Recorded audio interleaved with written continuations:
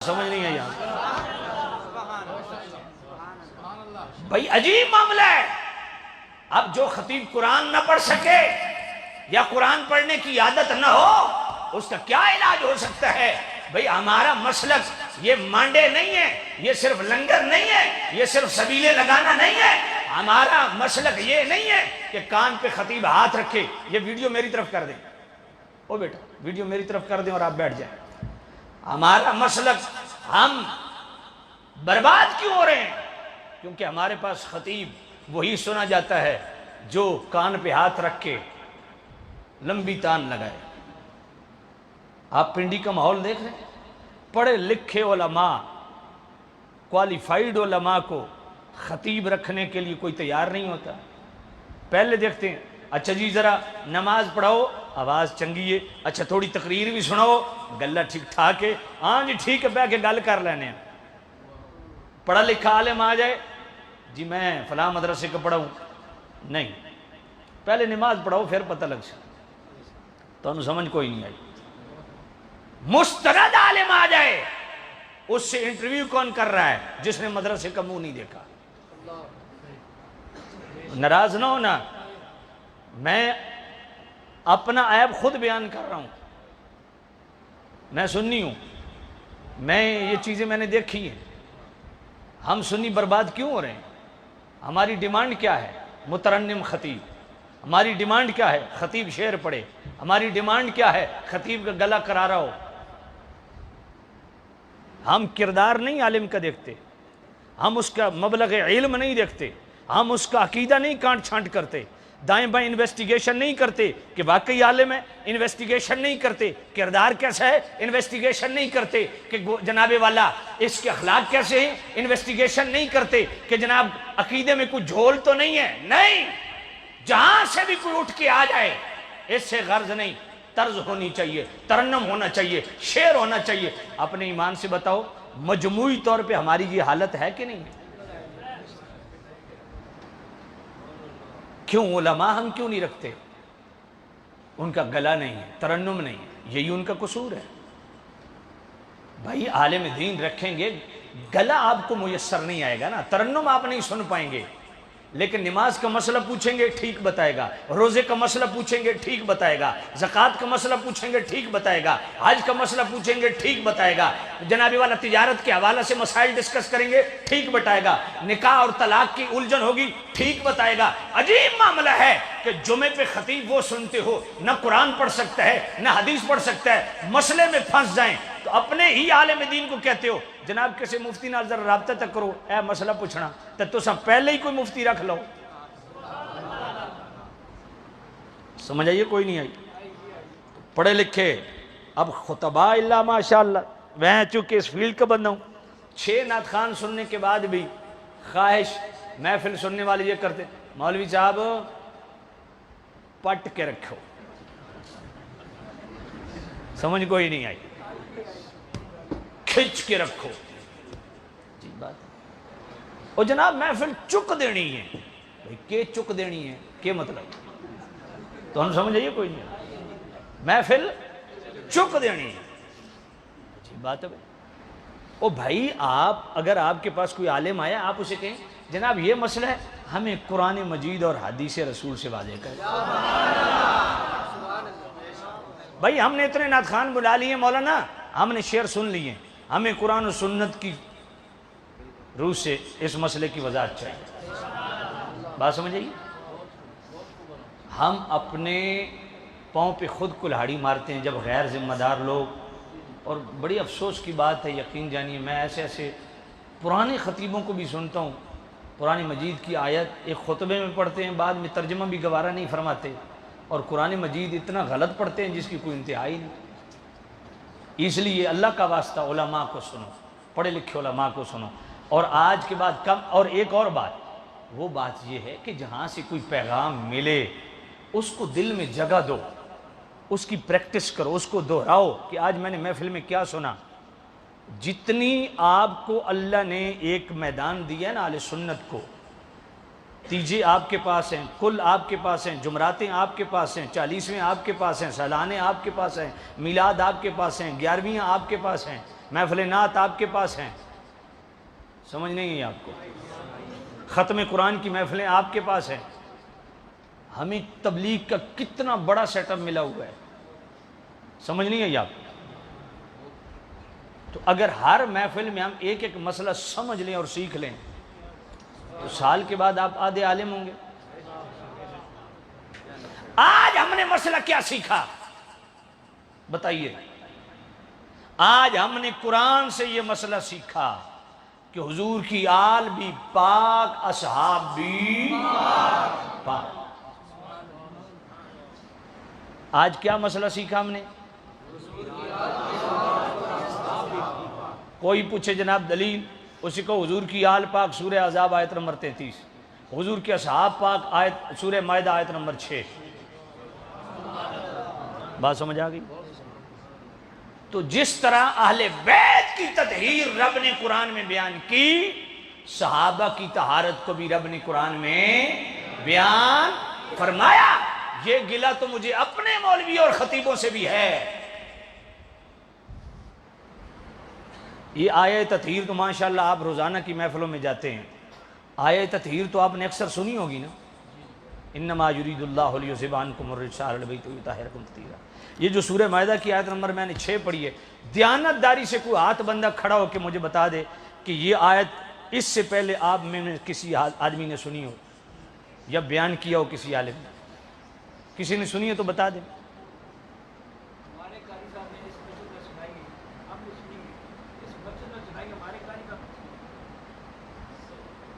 ایک بزرگ بیٹھے ہیں جو فرما رہے ہیں ہماری مسجد میں، ایک بزرگ، شکر ہے یہ بھی گواہی ایک مل گئی ہے. اب دیکھیں یہ کمزوری ہے یا نہیں ہے؟ کیونکہ آپ ماشاءاللہ سینکڑوں لوگ بیٹھے ہیں، روزانہ محفلوں میں جاتے ہیں، تو یہ کیوں نہیں پڑھی جاتی؟ یہ وجہ ہے جس وجہ سے ہمارا نوجوان چونکہ وہ سوشل میڈیا سے ریلیٹڈ ہے تو وہ بڑا جلدی پھسل جاتا ہے، کیونکہ اپنے حضرات جو جس طرح بیان کرتے ہیں وہ آپ کو پتہ ہے. اس لیے ضرورت اس بات کے قرآن و سنت کے مطابق بیان. اچھا چلو اگلی بات بزرگوں نے فرمایا. میں ایک اور آپ سے مسئلہ پوچھتا ہوں. آیہ تطہیر آپ نے سنی، میں نے بھی پڑھی. اہل بیت پاک، اہل بیت سے مراد کون ہے؟ چلو یہ بتا دیں آیہ تطہیر نازل کہاں ہوئی، یہ اگر سنا ہو تو. آیہ تطہیر کہاں نازل ہوئی، اس کا پس منظر کیا ہے، اس کا شان نزول کیا ہے؟ اگر یہ کسی نے سنا ہے تو وہ بتا دیں شان نزول اس کا کیا ہے. ہاتھ کھڑا کرنے کی ضرورت نہیں، میں ویسے آپ سے ایک سوال کر رہا ہوں کہ بڑی دکھ کی بات ہے. اب میں اس کا شان نزول پڑھوں تو شاید آپ بھی حیران ہوں کہ یہ پہلی دفعہ شاید سن رہے ہوں. آیہ تطہیر کہاں نازل ہوئی اور کیوں نازل ہوئی، اس کا شان نزول کیا ہے؟ عرض کر دوں. میرے کریم رؤوف الرحیم نبی بیٹھے ہیں، ازواج مطہرات بیٹھی ہیں، امہات المؤمنین. اب ہمارے اتنے سادے لوگ بھی ہوتے ہیں جن کو یہ بھی نہیں پتا امہات المؤمنین کس کو کہتے ہیں اور ازواج نبی کس کو کہتے ہیں. اس لیے میں بالکل سادہ انداز میں عرض کروں، میرے کریم نبی کی بیویاں اور مومنوں کی مائیں ازواج مطہرات. کیا کہتے ہو؟ ازواج یار مجھے آج تک سمجھ نہیں آئی. ہم کہتے ہیں ازواج مطہرات، کہتے ہیں یا نہیں کہتے؟ یہ تو ہر عالم کہتا ہے، مگر کیا وجہ ہے ازواج مطہرات کہتے ہو؟ مطہرات کہہ کے پھر ازواج کی تطہیر بیان کیوں نہیں کرتے؟ سمجھ نہیں ہے آپ کو. ازواج مطہرات کہتے ہیں یا نہیں کہتے؟ تو پھر ان کی تطہیر صرف لفظی طور پہ صرف یہ لفظ بول کے پھر چھٹی، ان کی تطہیر بیان کیوں نہیں ہوتی؟ اور آیہ تطہیر کہاں نازل ہوئی، کیوں نازل ہوئی، شان نزول سنیے.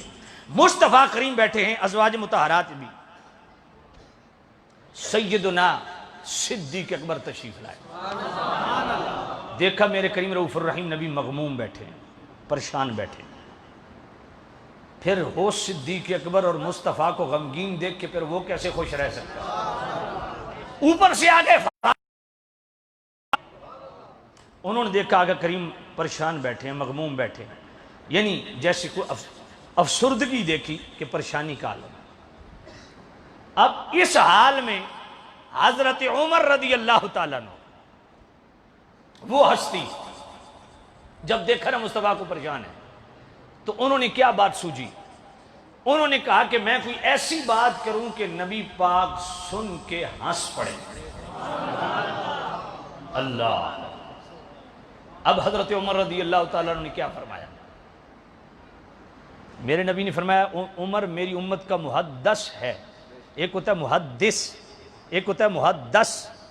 محدث یہ وہ ٹائٹل ہے جو حدیث سے ریلیٹڈ خدمت کرنے والوں کے حوالہ سے ہے۔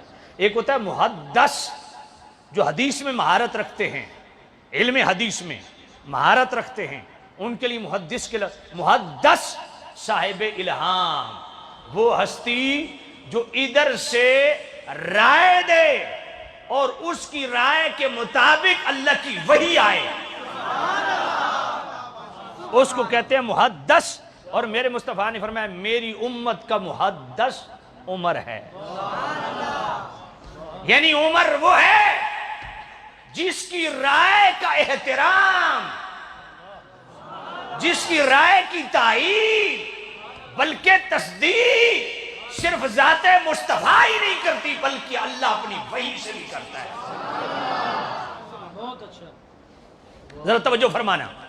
حضرت عمر رضی اللہ تعالیٰ عنہ نے عرض کی یا نبی، اب توجہ کرنا، میرے نبی کو ہنسانا ہے، خوش کرنا ہے، چہرے پہ مسکراہٹ لانی ہے۔ حضرت عمر کیا عرض کرتے؟ یا نبی اللہ، میرا دل کرتا ہے میری بیوی جو ہے نا مجھ سے گھر کا خرچہ ڈیمانڈ کرے نا، زیادہ خرچہ ڈیمانڈ کرے تو میں اس کی گردن مروڑ دوں۔ میری بیوی مجھ سے نفقہ کے حوالہ سے ڈیمانڈ کرے تو میں اس کی گردن مروڑ دوں۔ نبی پاک یہ بات سن کے نہ مسکرا پڑے، فرمایا یہ بھی تو اسی لیے بیٹھی ہیں، سمجھ نہیں ہے آپ کو؟ فرمایا یہ بھی تو عمر اس لیے بیٹھی ہیں۔ ہائے ہائے ہائے ہائے! صدیق اکبر کی مصطفیٰ سے وفا دیکھیے، فاروق اعظم کی مصطفیٰ سے وفا دیکھیے۔ آج کا کوئی سسر ہوتا اپنے داماد کو کہتا میری بیٹی تیری بیوی، اگر گھر کا خرچہ پورا نہیں ہوتا تیری ذمہ داری ہے خرچہ پورا کر، مگر آئیے مصطفیٰ کے سسر ہیں صدیق اکبر، مصطفیٰ کے سسر ہیں فاروق اعظم، بیٹی کی سائیڈ نہیں لی۔ سمجھ نہیں آئی آپ کو؟ یار یوں مصطفیٰ پہ فدا ہونے والے جو اپنی بچیوں کی ضروریات کو مد نظر نہیں رکھتے، مصطفیٰ کی خوشی کو مقدم رکھتے ہیں۔ حضرت صدیق اکبر اٹھے، حضرت عائشہ صدیقہ کی گردن پکڑی، مروڑنا شروع کر دی۔ تیری جرت، اس پہ بھی سبحان اللہ نہیں کہنی تو کب کہنی؟ تیری جرت کہ تو مصطفیٰ سے خرچے کی ڈیمانڈ کرے۔ حضرت عمر بڑے، اپنی بیٹی ام المومنین ام حفصہ کی گردن پکڑی، مروڑنا شروع کر دی۔ فرمایا تیری ہمت کیسی ہوئی کہ میرے مصطفیٰ سے تقاضا کرے؟ کیا وفا ہے یار!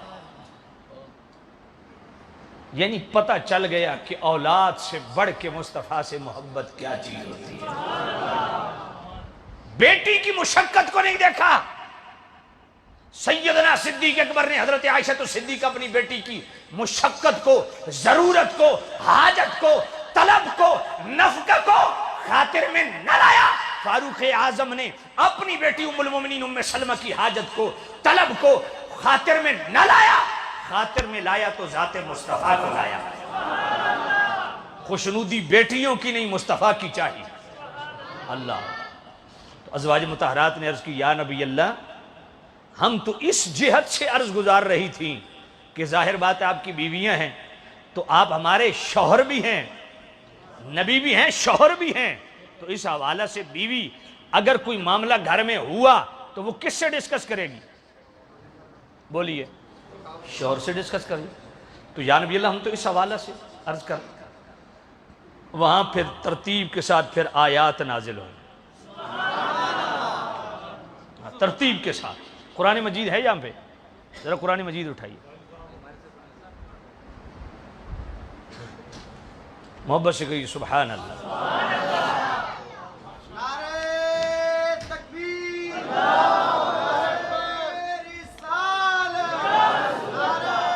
تحقیق، نعرہ حیدری، ہر صحابی نبی جنتی جنتی، ہر صحابی نبی جنتی جنتی۔ اللہ، پھر ترتیب کے ساتھ آیات نازل ہوئی، سبحان اللہ۔ یا ایہا النبی قل لأزواجک ان کنتن تردن الحیاة الدنیا وزینتها فتعالین امتعکن واسرحکن سراحا جمیلا وَإِن كُنتُنَّ تُرِدْنَ اللَّهَ وَرَسُولَهُ وَالدَّارَ الْآخِرَةَ فَإِنَّ اللَّهَ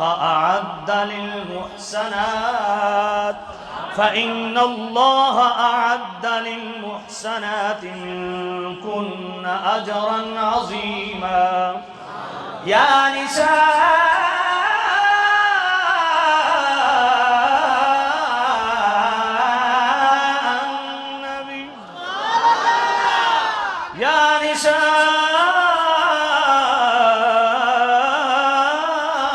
النبي من يأت منكن بفاحشة مبينة يضاعف لها العذاب ضعفين وكان ذلك على الله يسيرا۔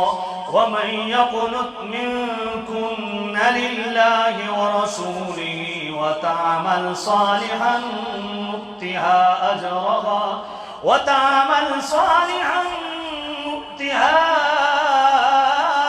أجرها مرتين وأعتدنا لها رزقا كريما۔ يا نساء النبي لستن كأحد من النساء إن اتقيتن فلا تخضعن بالقول فيطمع الذي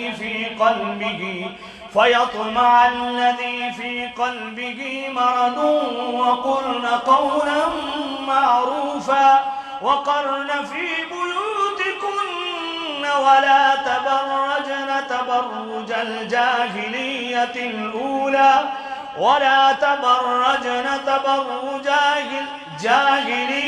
الأولى وأقمنا الصلاة وآتينا الزكاة وأطعنا الله ورسوله إنما يريد الله ليذهب عنكم الرجس أهل البيت ويطهركم تطهيرا۔ واذكرن ما يتلى في بيوتكن من آيات الله والحكمة إن الله كان لطيفا خبيرا۔ یہ آیات اتری، سمجھ نہیں آپ؟ ازواج مطہرات نے نفقہ جو کہ عورت کا حق ہے، عورت اس کا ڈیمانڈ کر سکتی ہے، وہ عرض کی یا نبی اللہ نفقہ کے معاملے میں۔ ہائے ہائے، اب جناب یہ آیات ترتیب سے نازل ہوئی، فرمایا اور شوہروں اور بیویوں کے نان نفقے کے معاملات کچھ اور ہوتے ہیں، ذات مصطفیٰ کا معاملہ کچھ اور ہے۔ یہاں اللہ نے کیا فرمایا؟ یا ایھا النبی قل لازواجک ان کنتن تردن الحیاۃ الدنیا وزینتها فتعالین امتعکن واسرحکن سراحا جمیلا۔ اے محبوب نبی اپنی بیویوں سے کہیے کہ اگر اسی نفقہ میں تم میرے ساتھ رہ سکتی ہو فبہا، نہیں تو پھر آ جاؤ، میں تجھے دنیا کا کچھ مال تمہیں دے کے اچھے طریقے سے طلاق دے کے فارغ کر دیتا ہوں۔ وَإِن كُنتُنَّ تُرِدْنَ اللَّهَ وَرَسُولَهُ وَالدَّارَ الْآخِرَةَ، اور اگر تم اللہ کو اختیار کرتی ہو، اللہ کے رسول کو اور آخرت کو، تو پھر تمہارے لیے اجر و ثواب بے حساب۔ بات سمجھ آئیے؟ اللہ وہاں پہ میرے رب نے فرمایا، جب ازواج مطہرات نے عرض کی یا نبی اللہ، جب یہ آیات نازل ہوئیں، مصطفیٰ کریم حضرت عائشہ صدیقہ کو بتا رہے ہیں، فرما رہے ہیں سنو یہ آیات ہیں، جلدی نہ کرنا فیصلے میں، اپنے ماں باپ سے مشورہ کر لو۔ عرض کی یا نبی اللہ، اب آپ کے لیے بھی میں اپنے ماں باپ سے مشورہ کروں گی؟ ہائے ہائے ہائے، سمجھ نہیں آئی۔ آپ کے لیے بھی میں اپنے ماں باپ سے پوچھوں گی؟ یا نبی اللہ میری جان آپ پہ قربان، ہم تو ہر حال میں آپ کے ساتھ سروائیو کریں گی، ہر حال میں۔ اس وقت میرے کریم رب نے فرمایا انما یرید اللہ لیذھب عنکم الرجس اہل البیت ویطہرکم تطہیرا۔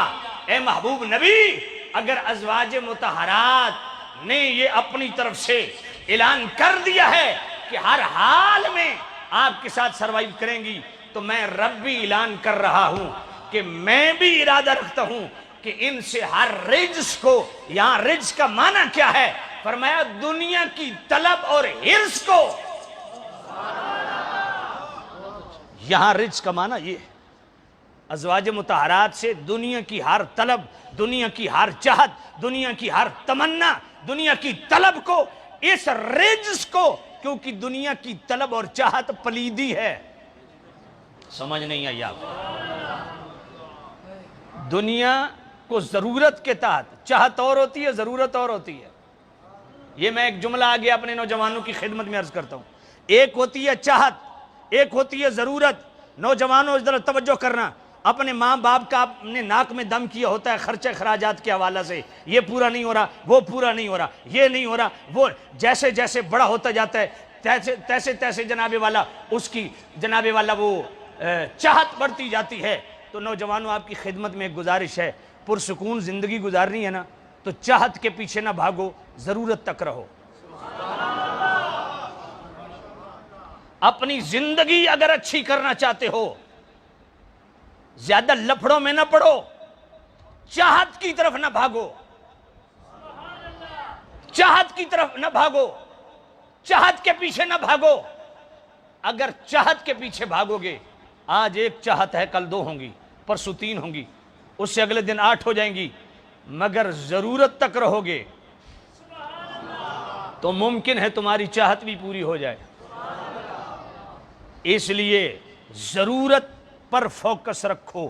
خاص طور پہ آج نوجوانوں کے لیے یہ بھی پیغام ہے کہ اپنی ضروریات تک محدود رہو، چاہتوں کے پیچھے نہ بھاگو۔ جو بندہ چاہتوں کے پیچھے بھاگا ہے اس کی چاہت کبھی ختم نہیں ہوتی۔ ہاں ضرورت تک رہتا ہے تو اللہ اس کی ضرورتیں پوری فرما دیتا ہے۔ بات سمجھ آئیے؟ تو سامعین عزیز شام، رب نے کیا فرمایا؟ اے میرے نبی، اگر ازواج مطہرات آپ کے ساتھ ہر حال میں سروائیو کرنے کے لیے تیار ہیں تو میں رب اعلان کر رہا ہوں ان کی طہارت کا، ان سے رجس دنیا کی طلب کو میں دور کر رہا ہوں اور ان کو ایسا پاک کر رہا ہوں دنیا کی طلب سے، دنیا کی حرص سے، دنیا کی تمنا سے، دنیا کی گندگی سے، ان کو ایسا پاک کر رہا ہوں جیسا پاک کرنے کا حق ہے۔ تو یہ آیت تطہیر بطور خاص ازواج مطہرات کے لیے نازل ہوئی۔ بات سمجھ آ رہی؟ تو پھر مولا علی اس میں کیوں بیان ہوتے ہیں؟ سیدہ زہرا پاک کیوں بیان ہوتی ہیں؟ حسنین کریمین کے لیے کیوں پڑھی جاتی ہے؟ اب اس کا جواب سنیے۔ یہ آیت تطہیر ازواج مطہرات کے لیے آئی، نازل ہو چکی، اب مصطفیٰ کریم وہاں سے اٹھے، ام المومنین ام سلمہ کا حجرہ، میرے کریم نبی نے فرمایا سیدہ زہرا پاک کو بلاؤ، علی المرتضیٰ کو بلاؤ، میرے حسن بیٹے کو بلاؤ، میرے حسین بیٹے کو بلاؤ، میرے نبی نے ان چاروں کو بلا کے چادر میں لیا اور عرض کی اللہم ہاؤلاء اہل بیتی، میرے اللہ تو نے ازواج مطہرات کو میری اہل بیت قرار دیا، ان کو تو نے اہل بیت قرار دیا، ان کو میں اہل بیت قرار دے رہا ہوں۔ تو آیہ تطہیر پہلے اتر چکی، نازل ہو چکی ازواج مطہرات کے لیے، اور بعد میں حدیث قصا کی صورت میں مصطفیٰ کریم نے مولا علی کو بھی اہل بیت میں خود شامل فرمایا، سیدہ زہرا پاک کو خود شامل فرمایا، حسنین کریمین کو خود شامل فرمایا، اور پھر آیہ تطہیر خود تلاوت فرمائی۔ اللہ نے آیہ تطہیر تلاوت فرمائی ازواج مطہرات کے لیے، اور حسنین کریمین سیدہ زہرا پاک مولا علی کے لیے تلاوت فرمائی آیہ تطہیر میرے مصطفیٰ نے۔ کہیں گے جی آیہ تطہیر اللہ نے تلاوت فرمائی؟ اب کئی بندے یہ بھی سوچ رہے ہیں، میں نے کہا ہاں اللہ نے تلاوت فرمائی، کیونکہ اللہ کا کلام ہے نا، سمجھ نہیں آئی آپ کو؟ اللہ کا کلام ہے، کلام اللہ اس کو کہتے ہیں۔ بھائی قرآن نازل نہیں ہو رہا تھا، نازل نہیں ہوا تھا، ابھی خالق نے اپنی مخلوق کو تخلیق بھی نہیں فرمایا تھا، اللہ اس وقت بھی سورہ یاسین کی خود تلاوت فرماتا ہے۔ سمجھ آئیے، توجہ کرنا۔ تو آیہ تطہیر نازل ہوئی، تو اس کا اول مصداق کون ہے؟ ازواج مطہرات۔ اول مصداق کون ہے؟ ازواج مطہرات۔